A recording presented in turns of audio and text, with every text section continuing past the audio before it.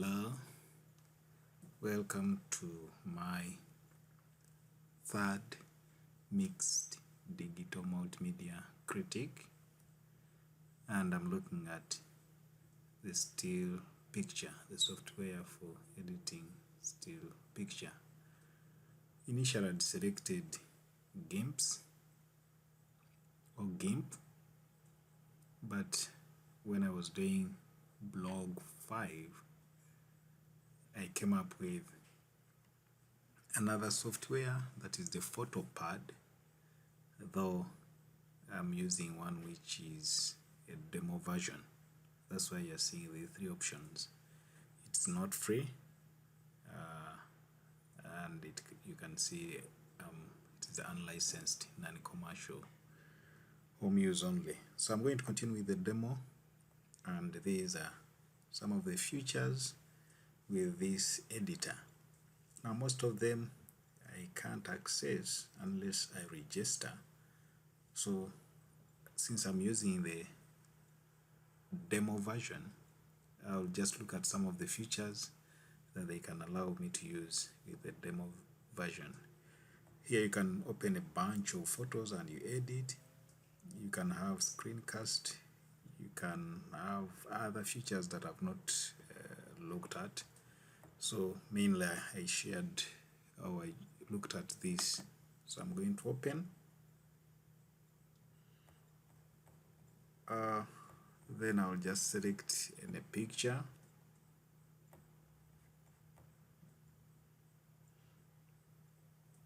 So it will load that picture in my interface.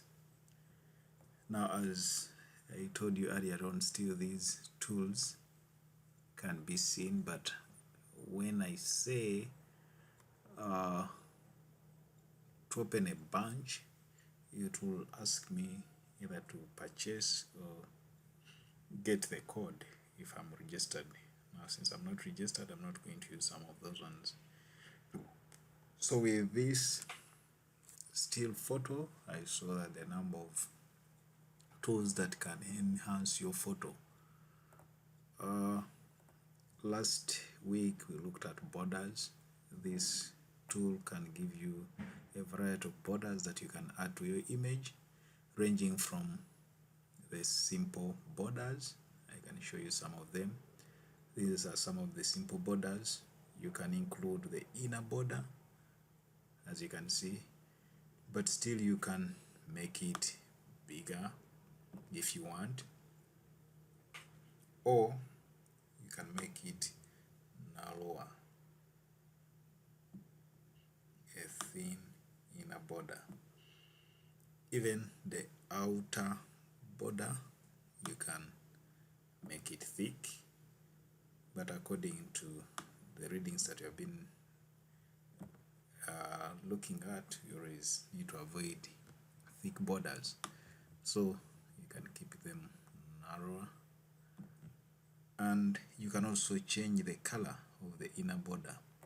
You can select which color you want, if you want that one. So you must click inside here to come up with the new color that you have selected. When I say OK, you can see that the inner border is no longer white here. It has changed. I can also change the color of the outer border. If I select, for example, more or less green, I can also change depending on my preference or the design that I have selected. I can also look at the background. I can change the color of the background. Now I'm just demonstrating what you can use here. So I can change that background to a different color. I can crop this photo, so depending on what I want, I can try to crop.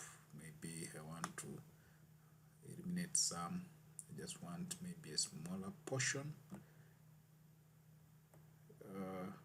Then I say crop, I apply.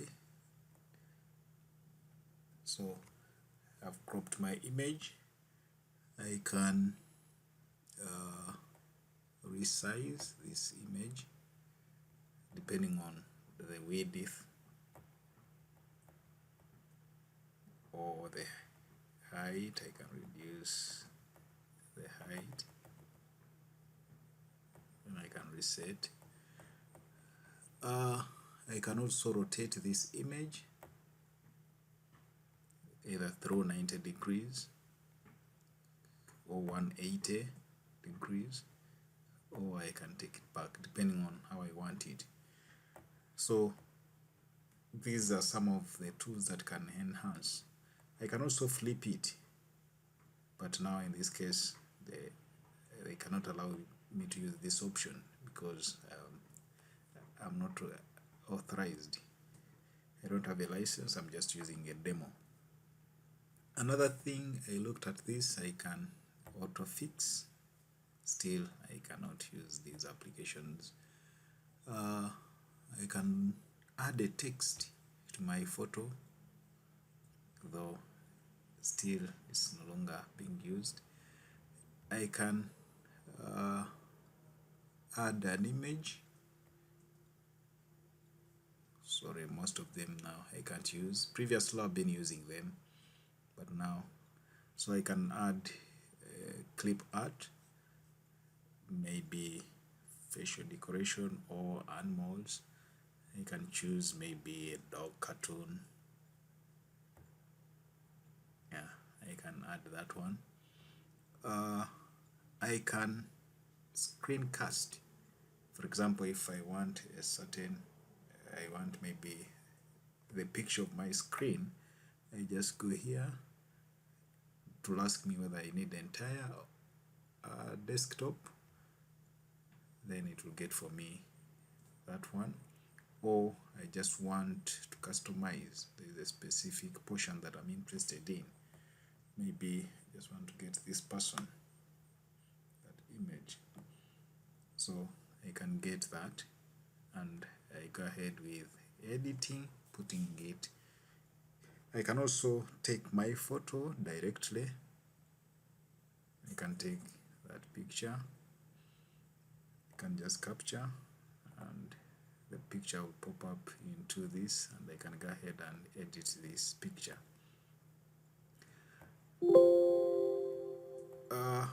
Of course, it will ask me whether I want to save or not. So all the images that I'm working on are here. I can go back to the first image, I can go back to this. I still have them unless I cancel them or I undo. Apart from that, most of these ones I cannot use them because I don't have a code. But I found this tool being, its interface is intuitive and it is very easy to manipulate.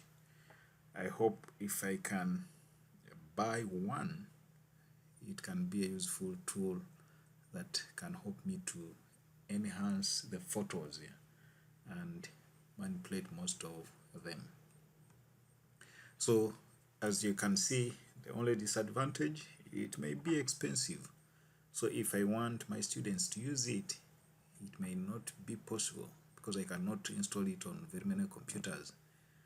Otherwise, it's a good tool and you can get very many applications online that you can use to enhance this tool.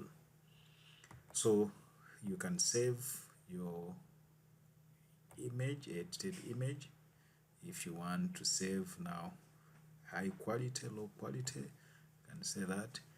It is also having an option of printing. I can print directly, which is a good feature. There's also an option of sharing. Now I can share by an email, Dropbox, Facebook, of course buying online, Google Drive, which is very interesting, and I can vary my colors, a variety of colors, saturation. I can balance. As we are looking at most of these tools, I can even contrast the brightness and so on. So I find this tool being more